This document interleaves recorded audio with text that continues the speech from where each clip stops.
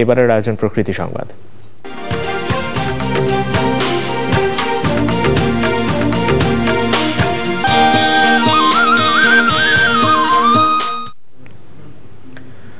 মধুপুর গড়সহ টাঙ্গাইলের প্রাকৃতিক বন দিন দিন ধ্বংস হচ্ছে, আর এই কারণে সামাজিক বনায়নের মাধ্যমে প্রাকৃতিক বনে ঢুকে পড়ছে বিদেশি গাছ। এতে পরিবেশের ওপর বিরূপ প্রভাব পড়ছে, হারিয়ে যাচ্ছে ঔষধি গাছ সহ দুর্লভ লতাপাতা।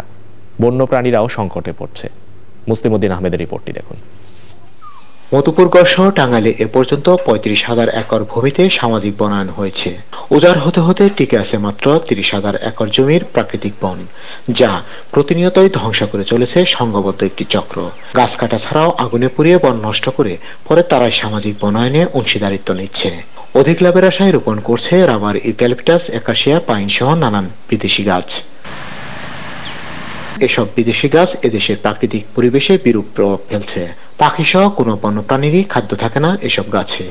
সামাজিক বনের যে পাতাগুলি পড়ে, পাতাগুলি হলো এসিড পাতার মতো, যেখানে এসিড পড়লে যেমন মানুষের ক্ষতি হয়ে যায়, এই পাতাগুলি যে জমিতে পড়ে সেই জমিগুলি ধ্বংস হয়ে যায়।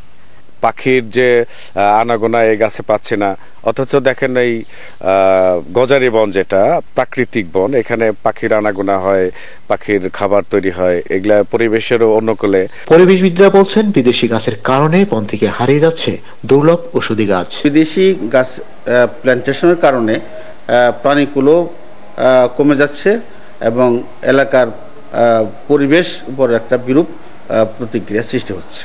প্রাকৃতিক বনে দেশি গাছ লাগানোর দাবি জানিয়েছেন বনের উপর নির্ভরশীলরা।